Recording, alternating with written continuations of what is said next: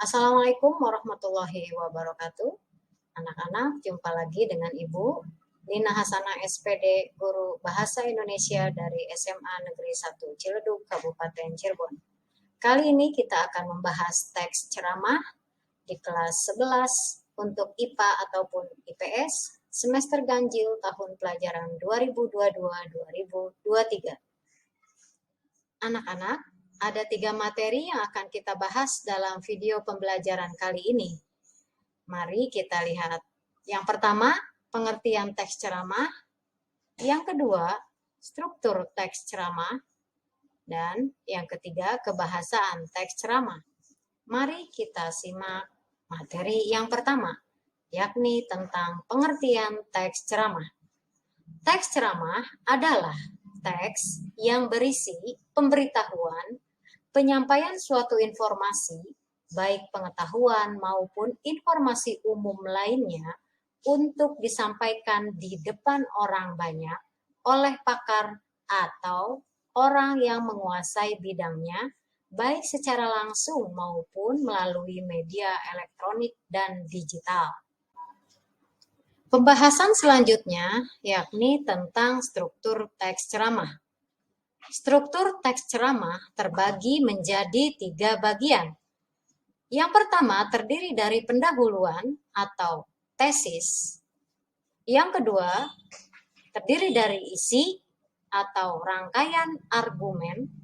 Dan yang ketiga penutup yang berisi penegasan kembali.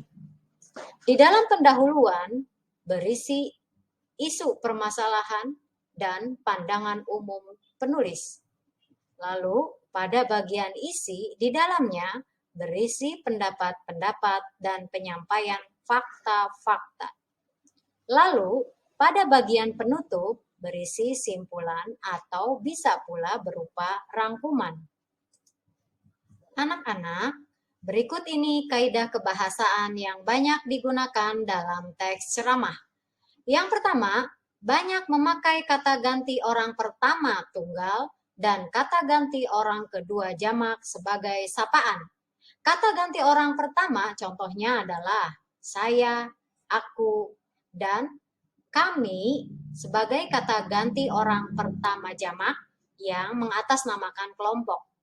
Sementara kata ganti orang kedua jamak adalah anak-anak, hadirin, bapak-bapak, ibu-ibu, kalian, saudara-saudara. Kaidah kebahasaan yang kedua yakni banyak menggunakan kata teknis atau peristilahan yang sesuai dengan topik yang dibahas.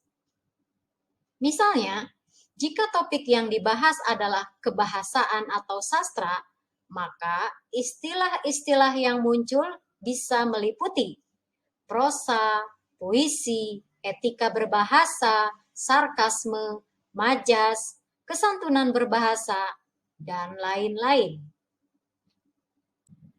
Ciri kebahasaan selanjutnya, menggunakan kata-kata yang menunjukkan hubungan sebab akibat atau argumentasi. Contohnya, dengan demikian, akibatnya, oleh karena itu, maka, sebab, karena. Ciri kebahasaan berikutnya, banyak memakai kata kerja mental. Misalnya, memprihatinkan, memperkirakan, mengagumkan, diharapkan, berasumsi, menyimpulkan, berpendapat. Dan ciri kebahasaan yang terakhir, menggunakan kata-kata persuasif atau ajakan, seperti diharapkan, sebaiknya, hendaknya, perlu, dan harus.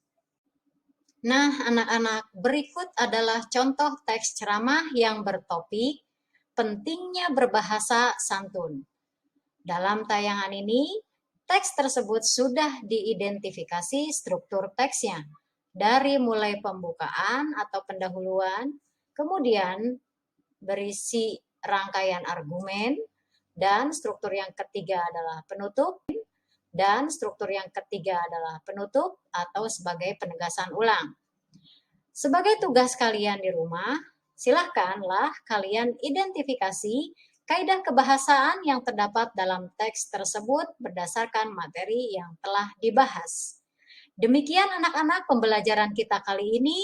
Selamat belajar, semoga bermanfaat. Sekian, wassalamualaikum warahmatullahi wabarakatuh.